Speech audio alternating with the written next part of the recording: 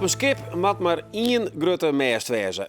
Maar je moet het zeil net hoger oploeken als de mast. Ja, het binnen een paar spreekwoorden die het slaan op René Nagelhout, de nieuwe voorzitter van de SKS. Wat voor koers zal hij varen daar? En we steken de thermometer in de economie. Energieman Bouwer de Boer die jouwt een cijfer. Koejoen. Dit is Bient op de dag dat Friesland een honorair consul Rieker is. En die zit hier aan tafel. Want Arjen Lond uit Sint-Anne die had een grote leefde voor Israël. En die leefde die krijgt dus nou ook een officiële titel. En dat gebeurt mooi, want dan komt de ambassadeur bij je del. Ja, die komt. En Sneek. Die zit nog wel een beetje boven jou, hè, de ambassadeur? Ja, Zo zit het, toch? een aantal treden hoor, dus daar ben je voort niet. Wat doe je als honorair consul? Kun je dat toch uitlezen? Ja, ik probeer het uit te leggen. Het is eigenlijk een vrijwilligersbaan. Dus een baan die ik eigenlijk helemaal zelf bedenken kan en ik zelf invullen mag. Er is niet een taakomschrijving van dit moet je, dat moet je doen. Dus het is een grote mate van vrijwilligheid in. Wat ik van doel ben om te doen is partijen, dus dingen die te binnen tussen Nederland en Israël, om die met elkaar in verbinding te brengen. Dus ik wil eigenlijk graag bruggen bouwen tussen bedrijven en nou ja, wie dan ook maar. Maar ik probeer een positieve imagodeel te zetten van de staat Israël. Dat is eigenlijk mijn doel wat ik voor ogen heb. Ja, kun je onjan wet, ja, hoe jou infecteerd rekken binnen terug de leefde van Israël? Ik zal het proberen. Dat is natuurlijk een heel lang verhaal. Ik zal het kort vertellen. Ik ben natuurlijk van overtuiging ben ik christen. En als ik dan in mijn Bijbel lees over hoe dat allemaal gaan is, waar Israël wegkomt, hoe de historie is, tot aan de dagen van Jezus Christus, dan ben ik ontzettend geïnteresseerd. En vanuit die interesse in de Bijbel ben ik naar het land toe gegaan, al in 1990, als toerist. Gewoon kijken wat is gebeurd, waar was dit, waar was dat, waar was dat. En naarmate je dus langer daar komt en vaker er binnen, raak je steeds dieper en meer geïnteresseerd in dat land. En ik vind het fascinerend om te zien om zo'n klooi land, midden in die Arabische wereld, zo snel groeit en zo snel tot ontwikkeling komt.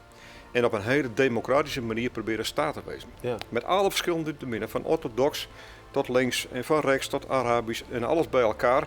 Dat kan fantastisch met elkaar samenleven. Ja. Hier heb je omstapt, hè? Dit is de stad. We hebben nog de beelden van Sjurren. Ja. Had je dat nog zo... Ja, viel je het wel? Had je fascinerend. Al die culturen, al die mensen, al die godsdiensten bij elkaar. Dat integreert mij. Ik vind het helemaal fantastisch. En daar kom ik misschien straks wel over te praten. Maar we hebben daar een paar jaar terug daar een project gemaakt. Een bouwproject. Dat is ook wel bijzonder. Dat kan even zien inderdaad. Ja, Ja, dat is dat het is maar moenen. Even on tafel, heren. Viel je hem dat ook een beetje? De Israël, die mythische stad? Of mythische loon bedoel ik? Ja, het is een heel bijzonder loon. Wie het krijgt voor de tijd ik even hoor. Ja. Ik zou het is een land dat zichzelf enigszins beschermt en tegelijk wereldwijd heel erg bekend is. Ja. Maar een heel specifieke cultuur. Ja, heel bijzonder om te zien. En ik vind bijzonder dat je er honorair consul van willen kennen, toch? Ja, ook wel bijzonder. Ja. Vind ik zelf ook bijzonder hoor. Ja. Net zo makkelijk is dat, hè? Honorair consul worden. Want je zou al eventjes, je moet een heel roentje via eigenlijk de ambassades en de commissaris van de koning en de minister-presidenten. Hoe gaat het? Nou ja, het is een hele lange procedure. Het is meer dan een jaar ben je onderweg met die procedure. Het is ook niet een procedure die je zelf start te kennen. Het is ook niet de functie die je op solliciteren kennen. Je moet vroegen worden door de ambassadeur van Israël. Die heeft mijzelf vroegen van Saustal en overweging nemen om honorair consul te worden. Maar hoe wist hij dat dan van jou? Dat jou daar... Nou ja, hij weet de verhalen van mij in Israël. Het heeft in verschillende kranten staan. Ik heb in Nederland bepaalde activiteiten deed.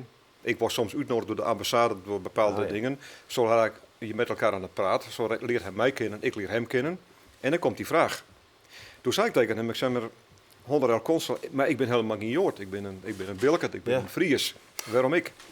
Nou, we willen graag in Noord-Nederland een steunpunt hebben vanuit de ambassade Den Haag in het noorden van Nederland. En we vinden hij de perfecte man daarvoor. Nou, ik zal bepraten thuis met mijn vrouw. En zo gaat het dan. Dan heb je jas uit en dan ga je een procedure door. Dan worden de burgemeesters van de steden worden raadpleegd. De commissarissen van de koningin van Friesland, Groningen, Drenthe, Overijssel worden vroegen. Dan komt het bij het ministerie Binnenlandse Zaken en Buitenlandse Zaken. Dan moet het naar Israël toe. Daar moet de procedure door. Verklaringen van geen goed verdrag. Nou, het is te veel om op te doen. Ja, je bent in ieder geval goed screend. Daar luidt het net op. Maar als we dat toch goed hebben, als we toen screening en veiligheid onder orde hebben. Het is wel een, wat jou ook al zei, het is wel een loon eigenlijk wel heel erg op zichzelf ruchten. Hè? Heel veilig. Ja. En politiek wel gevoelig. Bemoei je je daar nog mooi? Nee, ik ben niet roepen als politicus.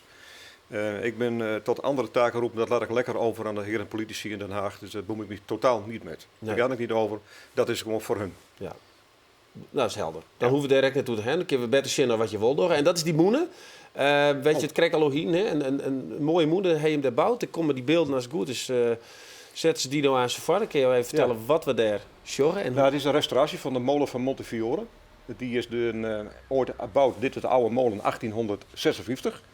Die had jaren stilstaan. Niemand deed er wat met, niemand wist wat we er met zouden. En er is een organisatie in Nederland die had het initiatief genomen om hem weer te brengen naar de oude staat van 1856. Dus we hebben heel veel onderzoek gedaan. Het is een molen van Engelse makelij. We zijn naar Engeland geweest om dat uit te zoeken. Hoe werkt dat allemaal? Uiteindelijk heb ik een molenbouwer hier in Sloten, Willem Dijkstra vroeger, want ik heb geen verstand van molens. En hij wel. En hij heeft dus mij geholpen om dat hele ding voor elkaar te maken. En we hebben er 2 jaar werk gehad om het hele ding te restaureren zoals die dus ooit was in 1856. Helemaal tot in de laatste details is hij weer zoals die was. En dat heeft een enorme impact in dat land gekregen. Ja, wat betekent dat voor ze dan? Kijk, Israël is een land die binnen na 48 uur de hele wereld bezig te komen. Maar gezamenlijk hebben ze niet een historie.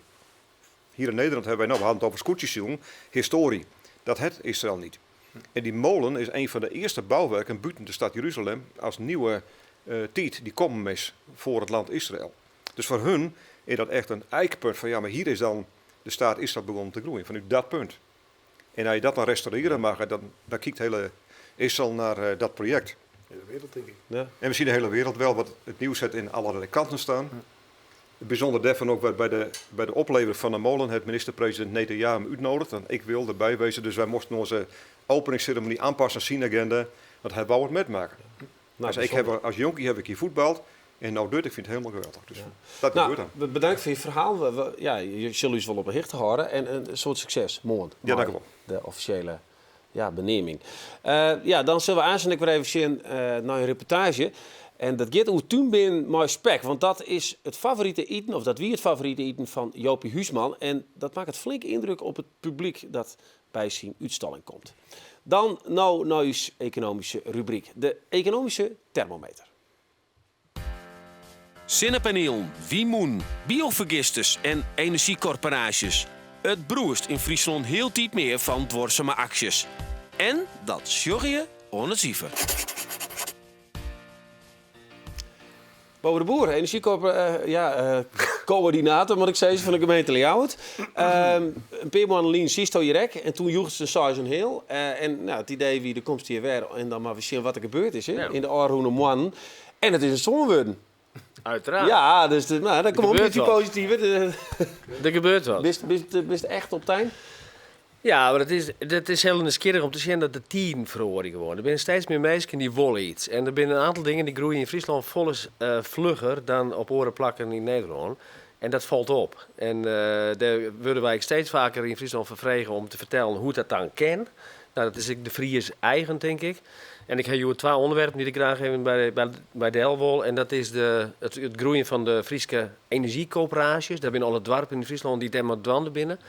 En de ontwikkeling van het groene gas. Ja, zullen we eerst die energiecorporaties even zien? Want daar hebben wij een lietse animatie van maken van hoe dat ging. Dit is Traailing, de winnen de 2. En dit gebeurt er dan in de jaren daarna. Ja. Nou, ongeveer 40?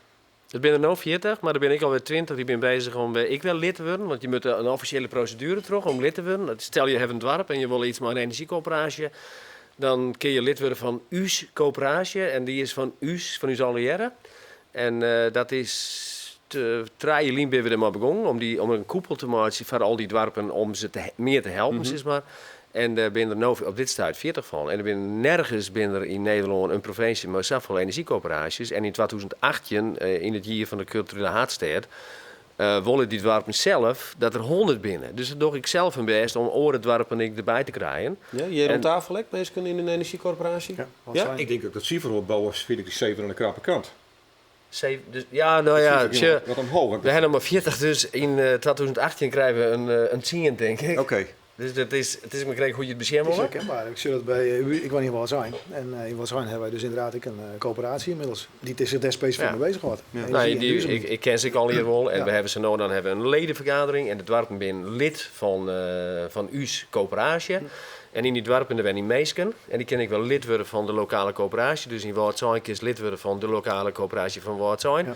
En het mooiste, dat komt eigenlijk nog, dat in Green speelt het ik zo'n soort initiatief. Het is volle liedser, maar het is wel zo'n initiatief. Het heet De Grek, Groninger Energiecoöperatie. Dan heeft in Drenthe heeft ik een energiecoöperatie, dat heet dan De Kei. En die hebben we in treien die weer een nieuw energiebedrijf oprichten. Ja. En daar gaat het me eigenlijk om, want dat is de kracht eigenlijk. Als je dat energiebedrijf, dat heet dan Noordelijk Lokaal Duurzaam. Er is deze week een krant uitgekomen bij alle Friese burgers. En dan kun je zien, wat houdt dat nou eigenlijk in? En als je klant hebt bij dat energiebedrijf, Noordelijk Lokaal Duurzaam, dan kopen je lokale duurzame stroom. Dus van zinneparken, van windmolens, van biogasinstallaties. En de winst van het energiebedrijf, dat gaat net naar de aandeelhouders, maar dat gaat weer om naar de dorpen. Ja. Dus als je in Waardzein 100 klanten hebt bij Gelieks, dan krijg je 100 keer €75 elk jaar op je bankrekening. En dan kun je weer leuke dingen maken in het dorp. Oké, dat is voor wat betreft de energiecorporaties. Dat is een tweede punt. Het tweede punt is de biogas. Dat is in Friesland, 15 jaar hier dat eigenlijk een lieds onderwerp. Ooit is het in de eerste begonnen, toen had het weer eens op het stilstaan en nu begint het weer op te komen. Nou, hier is juist dan een installatie die nu op dit stuit gebouwd wordt. 1 juli wordt die openen. Dat is bij de Dairy Campus. En de Dairy Campus die heeft hier al een biogasinstallatie. Bij Ljouwert. Bij Gautum. En die verwarmen straks weer de hele week tegen bijvoorbeeld. Maar die maken het nou zoveel biogas straks, omdat het een heel nieuw concept is. Dat ze 4 miljoen kubieke meter green gas maken, 5 miljoen kubieke meter biogas. Het wie in ongeveer. Nou, dan Maar qua huishoudens? Ja? Dat is voor zo'n 43.000 huishoudens is dat. Dus dat gaat bij een grote klappen van 1 boerderij, zeg maar. En wat was in Friesland juist, en dat is nergens oorzaak, is dat er steeds meer biogas geproduceerd wordt. Dus het Wetenschap Friesland bijvoorbeeld, die maakt het op dit stuit op een aantal plakken biogas. En steeds meer. En dat biogas wordt weer gebruikt om gebouwen te verwarmen, maar vooral om het te gebruiken in auto's. En omrin doet precies hetzelfde. Als wij de container bij de dik zetten, dan wordt die ophellen terug omrin en die gaat naar Jereventa en daar wordt er biogas van maken. En tak op dier is dat 20 miljoen kubieke meter biogas. In een kwart ervan gaat in de auto's van omrin. En de 3 kwart gaat in het net. En dat kan bij alle tankstations gebruikt worden. Dus maar dat is echt uniek voor Friesland dus? De schaal, in Nederland? De schaal is uniek voor Nederland. Het gebeurt wel op enkele plakken. Maar zou het hier gebeurt, maar een heel soort... we nemen dat ik de frun van Green Gas is maar. Daar zijn partijen die werken samen. Het zien jullie er in Friesland 0 tankstations voor Green Gas. Nu ben het er 9. Ja. En als dat in kubieke meters is, dan ben ik plan om... hoe het rijden is een 100 miljoen kubieke meter biogas te maken. En als dat omrekent naar Huizenta, dan kun je de hele wenweek en dwarpen tegelijk verwarmen. Maar dan kun je een heel soort auto's op rijden letten. Op dit moment ben er in Friesland al zo'n dikke 1500. De bus niet lauwt, rijden er al op. En als juist dus dat het yield was te betellest voor die brandstof in die auto of in die bus. Dat betellen ze toen net onder de Shells of de Esso's, maar dat betellen ze in feite onder de ploegen die dit hier maken. En qua werkgelegenheid ligt het er ook net om. Want er zijn al die installaties moet gebouwd worden, die moeten onderhouden worden. En dat gaat om investeringen van 10 miljoen. En dat doen we al hier in feite in Friesland. voor uzelf. Ja. Het is nou een zoon. Wat moet er gebeuren om het meer te krijgen? Even een kwart nog? Even kwart. Dan moeten er nog 3 keer zoveel auto's op die komen op Green Gas. En dan moeten er die 100 miljoen biogas kubieke meters die geproduceerd worden, die moeten er ook wezen. En dan krijgen we net een 8, maar een 10. Oké, onfietri, succes. Nou, je zit een paar mensen op tafel die doen al aardig mooi. Dank u wel, Bouwe, voor deze keer. Ja, deze weekend dan volgen we ook in Bient de mensen van het Theater Selskip Buoch. Zij gaan mooi een volslijne Jopie Huisman uitstalling deel bij de verzwaringshuizen. En Joet eten de bewoners van 2 Oudrijnsdehuizen in Bolzert onder oren Jopies lievelingseten.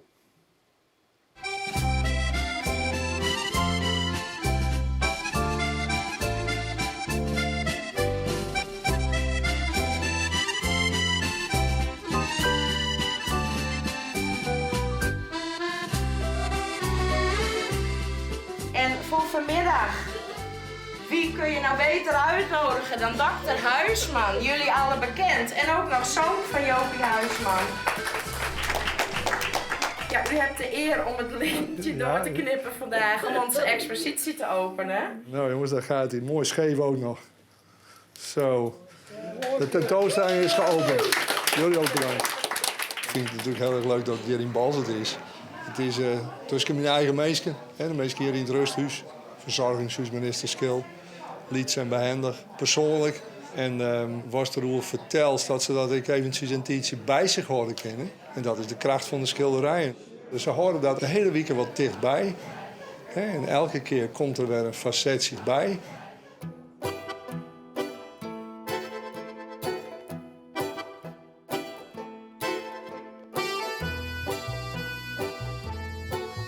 Daar komt hij al. Nou, maak maar. Ik denk het vriendelijk. Alsjeblieft. We gaan even wat nice uit proberen. En dit is echt het favoriet in wat Jopie Huisman altijd hier lekker vond. Tuinbinnen met spek. En dan zit je eerbetoon aan hem. Het in oorlog het er tewerksteld was in Kassel. Hij wil heel goed schilderen, dus hij moest cijfers op die tanks schilderen en nummers uit de hand. En toen is Kassel, dat is bombardeerd. En toen is hij erbij vluchten. En toen is hij rende met een stroper uit de Biesbos, die had hem gewoon het leven ren. Hij natuurlijk dagenlang vluchten terug. De binnenland van Duitsland, helemaal dwars het land terug. Uiteindelijk ben ze in Nederland bedaren. En dan kwam er in een squatter te lezen, dan ben ze in sliep vallen en dan waren ze wekker, maken terug een boer. En zo lang daar in de grote bien. En die hadden dus toen een kleer maken en wat spek erbij en wat die rappeltjes. En zei dat weer het lekkerste meal wat hij ooit in zijn leven hond heeft. Ja, maar zit zelfs een krukje erbij, Ja, dat weet ik niet. Ik ben zo 90, dus wat word je dan nou? Oh, jonge leeftijd ben ik al. Ja. Jopie Huisman. Wat doen ze er veel voor, hè? Ik vind het allemaal fantastisch dat je dit op 19-jarige leeftijd nog meemaakt, hè?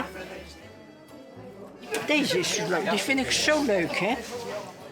Het is maar goed dat jullie niet binnenkomen, dan val je over de poppen. Ik maak zulke mooie poppen. Want als je alleen bent, mijn man is al 30 jaar geleden overleden en dan wil je wat doen. Ik bereid denk ik om de paar dagen een beer. Hier in huis hebben ze allemaal een beer. Dat is wel leuk, hè? Ja. Ik vind, als ik dit niet meer had, wat moet je dan doen? Televisie is ook niet zoveel aan, hoor.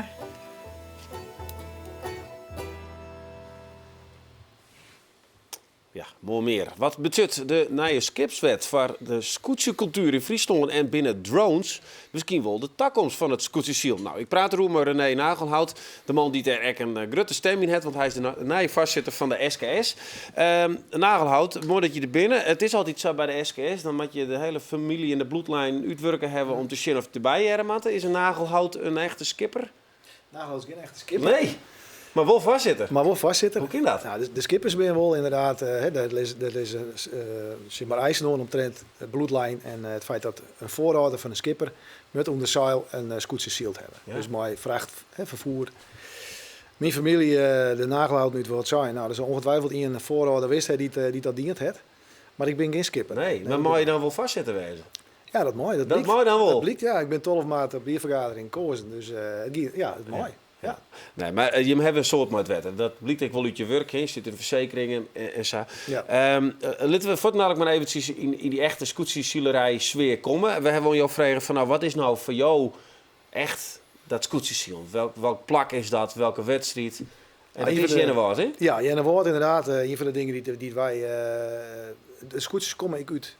De smelle wetters, de diepe wetters. Ja, ik doe maar gewoon als een volleerd sportverslag jou. Vertel me wat we zeggen. Nou, wat wij zeggen is hier de wedstrijd bij Jennewoord. En het mooie is dat op een enig moment komen de scooters, dat justeren, komen in een soort van griebus in de Volkertsleert. En dit is eigenlijk een van de mooiste beelden die ik, tenminste een van de mooiste beelden die ik vind, dat ze alle 14 tegelijk nou die hekste tonnen te cruisen. En dat is echt prachtig gezicht om dat van oude Waalwijk te zien en van oud wetter.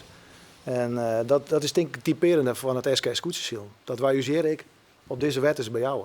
Ja. Ja, want dit is een spannende wedstrijd altijd. Hè? Er zit ook altijd een peertje in de wal hoor. Klopt. Dat is dan mooi om naar te zien. Maar om het als bestuurder op te pikken is dan nog een tweede. Want dit kost een soort tijd, neem ik aan. Ja, nou het bijzondere van de SKS is dat alle mensen die bij ons, dat binnen meer dan 1000 mensen die het verbonden zijn aan de SKS, die in als vrijwilliger verbonden. En het mooie daarvan is dat het net hier inderdaad betellen is. Dus, en het bijzondere is dat we daar mooi dit in stand houden kennen. Zonder dat er commerciële doelen aan de grondslag liggen. Dus wij spannen u zien om het scootserziel, de wedstrijd te organiseren en om inderdaad de authenticiteit van de scooters te bewaren. Ja. Dat is het belangrijkste. Dat is een belangrijk punt. Daar zullen we aanstaan nog even verder hoe praten, die authenticiteit. Ja. We krijgen nou even de skipswet. Ik neem het krijg al even in mijn introductie. We hebben het eventjes maar op een rietje gezet van wat dat ongeveer inhoudt. Maar jou reageren hoe je dat als voorzitter oplossen zullen. De nieuwe Europese wet van de binnenveert gaat in 2019 in. In deze skipswet staan een tal regels van skippen die het langer binnen als 20 meter en 12 of meer passagiers vervieren kunnen. Er moet bij dat soort skippen bijgelijks een GPS onboord wijzen. En ze moet een certificaat van onderzoek, ze is maar een soort van karmark krijgen. Het kan wijzen dat de skippen die het langer binnen als 20 meter inkwatten worden moeten. De kosten hiervan kunnen oprinnen rond 10.000 euro's per scootje. En dan maakt je de scootjeskippers haar botzwargen hoer. Ja, dat zoek ik wel, denk ik. Ik scootje hier. Er zit een perieke knapen tussen bij hem. Maar begreep je dat ze de zwaar genoeg hebben? Wij doen het op het stuit onderzoek naar, want het is natuurlijk wel op het eerste gezicht lijkt het vrij ingrijpend te wezen. Alleen dat er binnen een heel soort onduidelijkheden hoort. Die 20 meter, dat is een van de bepalende factoren. Maar je hebt er juist een vergadering over gedaan, hè? Ja, specifiek een bestuursvergadering waar een van de bestuursleden die het heel specifiek, dus Ulbe Zwager, die het heel specifiek zich bezighoudt bij dit onderwerp. Onderzoek die het naar wat inhoudelijke gevolgen. Ulbe werkt bij Rijkswettensteert. We hebben Skipper Gerard Pietersma, die werkt bij provincie. Dus er is een hele soort lijn naar instanties die dus daarbij assisteren en helpen kennen. Dus er is in beeld gebracht van wat ben nou eigenlijk, hoe zullen we dat zien? Die 20 meter is bepaald, maar er is ik bepaald meer als 12 passagiers aan boord hebben. Nou ja, dan zullen we ook nog een keer naar het fenomeen, of het begrip scootje. Hoe ziet dat inderdaad in het binnenvaartbesluit? Daar staat silent passagiersschip. Nou ja, de scootjes ben een silent passagiersschip in mijn eigen. Wij zien de wedstrijd, dat is wat we doen. Dus er is nog, met een heel soort wetten nog... Je weet het eigenlijk nog net. Nou, net exact. Nee. Die 20 meter is bepaald. De vraag is of dat meer moet oer de stevens. Of dat het meer moet oer Maar weet je of er nou scootjes nou op de helling lezen om er een stukje aan te hellen? Nou, die binnen nog net. Dat gebeurt ook net? Nee, dat zag ik net gebeuren nog. Op stuit nog net. Nee. In 2009 moeten die regels ingaan. Hè. Dan moeten scootjes voldwan aan de eisen die dat besluit stelt. Maar verder wij vier binnen hebben wij ongetwijfeld al een heel soort zoeken naar wat voor mogelijkheden er binnen om de SKS-scooters in ieder geval daar op een bepaalde manier in de markt te krijgen. Nou, dit is dan al een flinke stap die je hem zetten moet.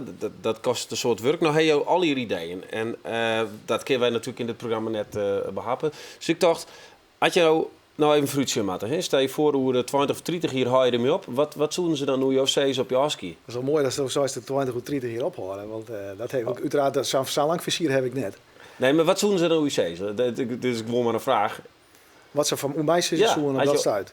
Nou, dat vind ik een ingewikkeld. Want volgens mij gaat het uiteindelijk om dat we maar zien al nog. En dat ja, maar zouden ze zeggen, hij het vernaaid of hij het net vernaaid. De commissie erbij hellen. Nou, dat laatste aspect, als het heeft hoe commissie, dat is een van de dingen waar wij natuurlijk drukkelijk in gaan zorgen en waar wij ook praten maar ook hoor. En zolang het evenement zat we dat nou behappen kennen en share litten kennen onder het publiek, daar hebben wij in die zin we hebben sponsors die dus daar hartstikke mooi mee leiden. Dus dat gaat prima. Die willen ik net heel nadrukkelijk zich profileren op het wetter. En dat is iets wat wij nadrukkelijk Dus je zult het net commerciële matchen. Nee. Wat zul je dan van? Want ik bedoel, jongeren erbij, Helly, Big Leagues, of wat heb je nog meer voor plan? Nou, een van de dingen die zat het eigenlijk altijd weer. Bij het scootzielen is er sprake van overlevering. De overlevering is heel bepalend. Hè? Dat wie altijd zo. De overlevering gaat in uw eigen oeren in educatie. Dus wat wij doen is dat wij, Sport Friesland onder andere, educatieve programma's ontwikkelen voor jeugd, voor legere squalen. Friese sport in die klas is daar een van de voortvloeisels uit. Dus is dan je missie slagen? Dat er meer jongeren... Dat er meer jongeren belutsen binnen bij het scootzielen. En ook op een bepaalde manier dat ik beleven. Wij dat beleven, zodat ik dat beleefd in mijn jeugd. Dat zou ik wel heel mooi vinden. En dat is dan Wilkert? Want die zat, ik ken net zo vol met wetterkeert, vind ik veel leuker dat die komt. Is dat dan niks slagen? Ja, maar die komt wel. Ja, maar ik snap het ook. Ja goed, ik heb in de discussie niet inleefd, maar er is iemand die vindt zo'n wet uit. Maar kun je niet zeggen van, scootsie bij varende monumenten, niks met die wet te maken, dit is een monument en er gelden andere normen voor. Dat is een van de paden die wij bewandelen willen, om daar inderdaad over te praten. Hè. Dus is van, moeten wij als SKS maar uw scootjes... We hebben dus in Israël een probleem met die molen gehad. Ja. We mochten niet malen, omdat de molen niet voldeed aan foodsafe. Nee, wij hebben een oude molen van 18 zoveel. Die voldeed niet aan foodsafe, maar iedereen eet. Ook in Nederland kopen wij meel uit de molen. Ja. Nou, uiteindelijk heeft dat heel veel lang geduurd, want het is zeer bureaucratisch in Israël, dat wij een soort met nationaal monument worden binnen daar, ter plekke. Kleinschalig monumentje, dat mocht het wel weer. Dus je kunt ook regels aanpassen. Dat is zeker een woord die wij onder behandeling Jo Gerrit, een tip van deze oude master. Die weet hoe dat werkt in de bureaucratie. Heren, hartstikke bedankt voor je verhaal. En ik dank je ook voor het chin. Nou, Bient, het is er al, het zit er alweer op. Get erop. En ik wens je nog een hele mooie junta.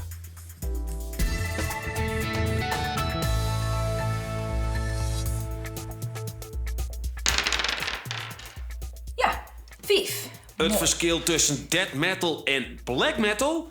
Dat zie je me morgen uit in Bient in een speciale metalcursus. Hoe is het? Raar. Ja.